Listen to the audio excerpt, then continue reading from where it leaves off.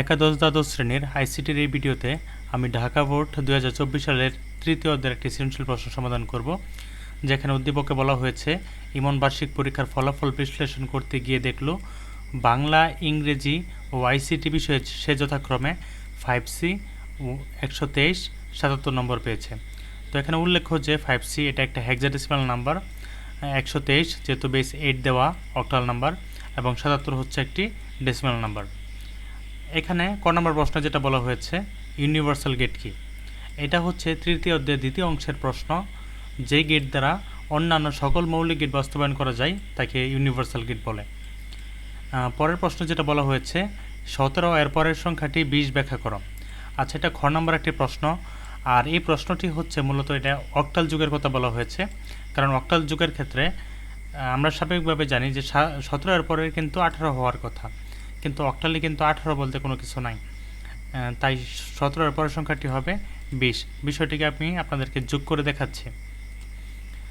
এখানে দেওয়া রয়েছে 17 আর এর সাথে 1 যোগ করতে হবে +1, কারণ পরের সংখ্যা মানে হচ্ছে 1 যোগ করা আর পূর্বের সংখ্যা হচ্ছে 1 বিয়োগ করা।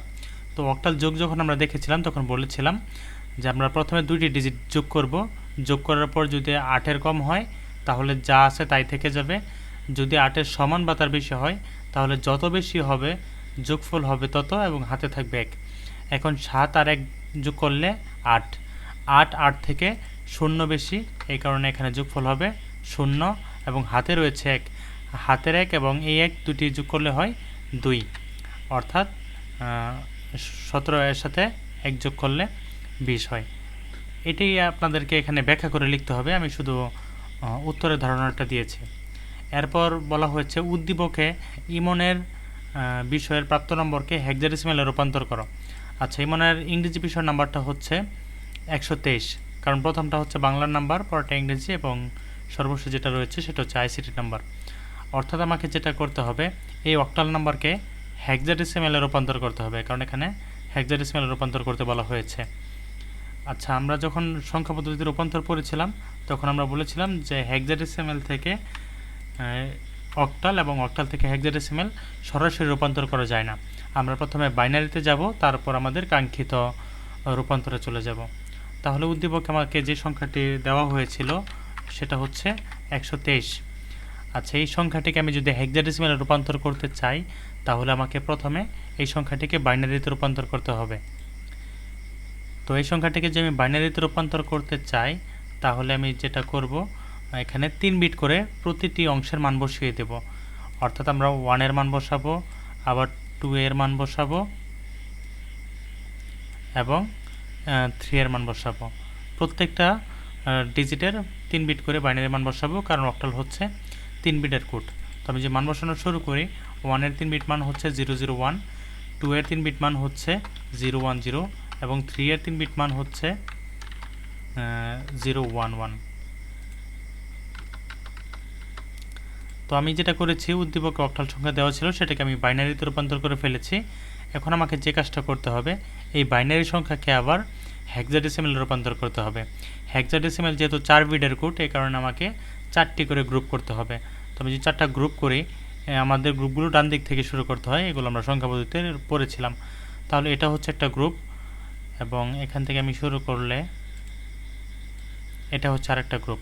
যেহেতু সামনে 0 রয়েছে সেগুলো আপনাদের করার প্রয়োজন নেই। আচ্ছা, আপনারা অবশ্যই এগুলো কিন্তু কালো কলম ব্যবহার করে করার প্রয়োজন ছিল। আচ্ছা, আমি কালো কালার করে দেই, কারণ লাল কালার আসলে এগুলো করা ঠিক না।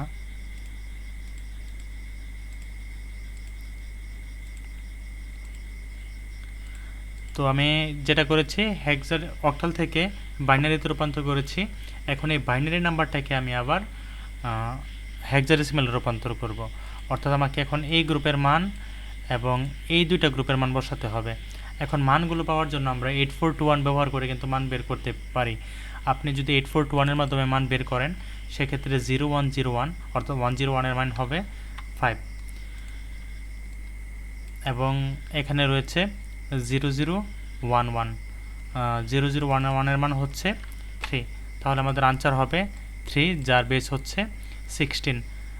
তাহলে আমরা এইভাবে লিখতে পারি, উত্তরটা হচ্ছে 53 এবং আমাকে বেস অবশ্যই লিখতে হবে 16, যেহেতু এটা একটা হেক্সাডেসিমাল নাম্বার। এটাই হচ্ছে উত্তর, অর্থাৎ বিষয়টা হচ্ছে যে উদ্দীপকে ইমনের ইংরেজি বিষয়ের প্রাপ্ত নম্বরটি হচ্ছে এই নাম্বারটা। তো আপনারা এভাবে একটু সাজিয়ে লিখবেন, তাহলেই হয়ে যাবে। আচ্ছা, পরবর্তীতে সৃজনশীলে যেটা বলা হয়েছে, উদ্দীপকে ইমনের 3টি বিষয়ের প্রাপ্ত নম্বর বাইনারিতে কত হবে নির্ণয় করো। অর্থাৎ এখানে 3টি সংখ্যা দেওয়া রয়েছে, কিন্তু সমস্যা হচ্ছে এখানে 3টি সংখ্যা কিন্তু 3 সংখ্যা পদ্ধতিতে, প্রথমটা হেক্সাডেসিমাল, পরেরটা অক্টাল, পরেরটা ডেসিমাল। যদি সবগুলো একই ফরম্যাটে দেওয়া থাকতো, অর্থাৎ একই সংখ্যা পদ্ধতিতে দেওয়া থাকতো, তাহলে আমরা প্রথমে যোগ করতাম এবং যোগফলটাকে বাইনারিতে রূপান্তর করতাম। কারণ হচ্ছে ভিন্ন ভিন্ন যদি সংখ্যা পদ্ধতিতে সংখ্যাগুলো থাকে, তাহলে তো যোগ করা সম্ভব নয়। এখন আমাদের কাছে 2টি রাস্তা রয়েছে। আমরা যেটা করতে পারি, এই সবগুলো নাম্বারকে ডেসিমেলে রূপান্তর করতে পারি। সবগুলো ডেসিমেলে রূপান্তর করার দরকার নেই, এই দুটোকে আমি ডেসিমেলে রূপান্তর করতে পারি, এরপর সবগুলো যোগ করে ফেলতে পারি এবং যে যোগফলটা পাবো সেটাকে বাইনারিতে রূপান্তর করলে কিন্তু আনসারটা শেষ। তাহলে আমি যদি স্টেপটা একটু অঙ্কন করার চেষ্টা করি আপনাদেরকে, এখানে যে কাজটা করা যেতে পারে, অর্থাৎ আমাদের যে সবগুলো যে নাম্বারগুলো রয়েছে, প্রথম যে নাম্বারটা দেওয়া হয়েছিল সেটা হচ্ছিল 5C প্লাস দেওয়া হচ্ছিল 1 2 3 প্লাস 7 7। এই নাম্বারগুলো আমি যেটা করব, এটা অলরেডি কিন্তু ডেসিমেলে রয়েছে, কিন্তু এই নাম্বারগুলো কিন্তু এটা হচ্ছে অক্টালে এবং এটা রয়েছিল হেক্সাডেসিমেলে। এই দুটাকে আমি প্রথমে ডেসিমেলে রূপান্তর করব, এরপর 77-এর সাথে যোগ করব, তাহলে আমার সম্পূর্ণ সংখ্যাটা হয়ে যাবে একটা ডেসিমেল নাম্বার হয়ে যাবে। এবং সেই ডেসিমেল থেকে আমরা 2 দিয়ে প্রত্যেকবার ভাগ করে আমি বাইনারিতে রূপান্তর করতে পারবো। এটা হচ্ছে একটা পদ্ধতি। আবার আরেকটা পদ্ধতি হচ্ছে সবগুলোকে বাইনারিতে রূপান্তর করে তারপর যোগ করে দেওয়া। এই ক্ষেত্রে 5C-কে আমি বাইনারিতে রূপান্তর করব, 1 2 3 এটাকে বাইনারিতে রূপান্তর করব, 7 7 এই নাম্বারটিকেও বাইনারিতে রূপান্তর করব।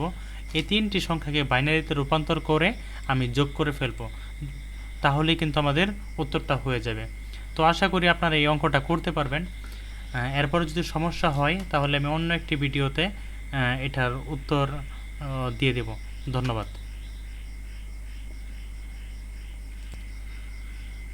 আচ্ছা, এই ভিডিওতে আমি যেটা করতে পারি, আমি আপাতত আপনাদেরকে রূপান্তরটা দেখিয়ে দিই। আমি প্রথম যে অ্যাপ্রোচটা দেখিয়েছিলাম যে সবগুলো সংখ্যাকে ডেসিমেলে রূপান্তর করব, এরপর যোগ করে ফেলব। তো এই কাজটা যদি আমি করতে চাই তাহলে সেক্ষেত্রে যেটা করা যেতে পারে, প্রথম নাম্বারটা দেওয়া ছিল 5C। এখন আমি এই নাম্বারটাকে যদি ডেসিমেলে রূপান্তর করি, কারণ তাহলে আমরা জানি যে কোনো একটা সংখ্যাকে ডেসিমেলে ফেরত গেলে তাহলে গুণ করতে হয়। যেহেতু এই সংখ্যার বেস হচ্ছে 16, তাহলে আমাকে প্রত্যেকটা ডিজিটকে 16 দ্বারা গুণ করতে হবে। তাহলে 5 × 16 প্লাস C × 16। এবার আমাকে পাওয়ার বসাতে হবে।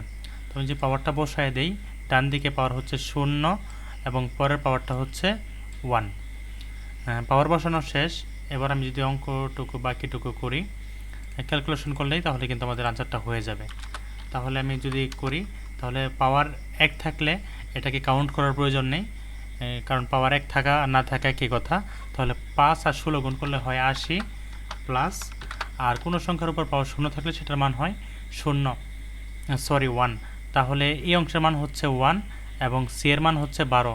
তাহলে 12 একে 12, অর্থাৎ মানে 16-এর উপর যেহেতু পাওয়ার 0 রয়েছে, তাহলে পুরো পার্টের মান হচ্ছে 1। যে কোনো সংখ্যার উপর পাওয়ার 0 থাকলে সেই অংশের মান হয় 1 এবং 1-এর সাথে সি অর্থাৎ 12 গুণ করলে 12 হবে। এখন 80 আর 12 যোগ করলে উত্তরটা হবে 92। তাহলে আমরা কিন্তু প্রথম যে সংখ্যাটি রয়েছে সেটাকে অলরেডি ডেসিমেলে রূপান্তর করে ফেলেছি।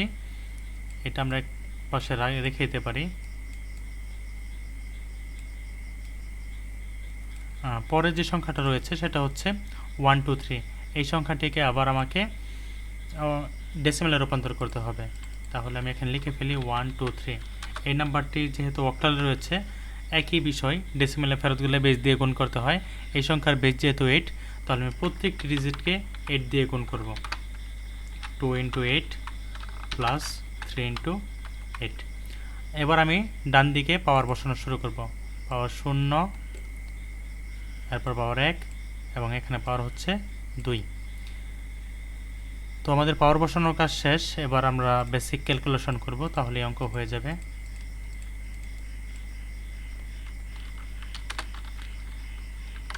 এখন 8 স্কোয়ার মানে হচ্ছে 64 প্লাস 8 টু দি পাওয়ার 1 মানে হচ্ছে 8 এবং 8 আর 2 গুণ করলে হবে 16 প্লাস এবং 8 টু দি পাওয়ার 0 হচ্ছে 1 এবং 3 এর সাথে 1 গুণ করলে হবে 3।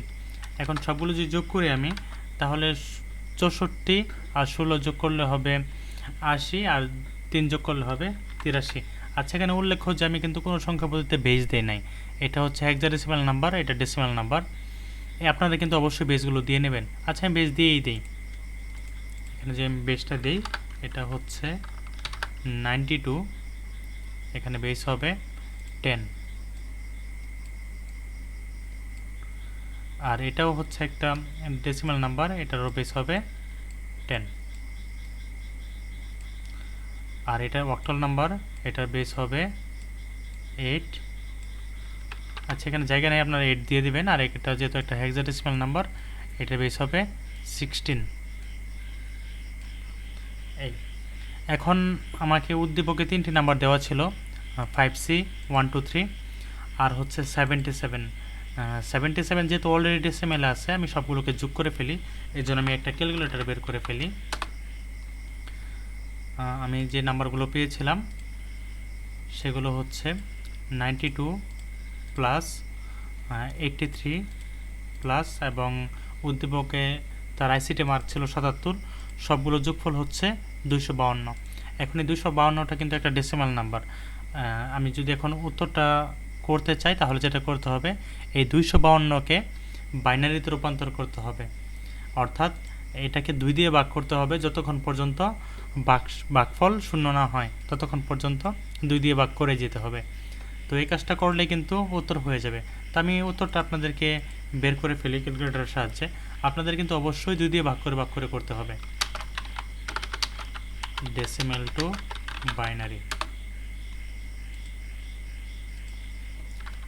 252 আমি যে কনভার্ট করি, তাহলে এটা হচ্ছে আনসার। ধন্যবাদ সবাইকে।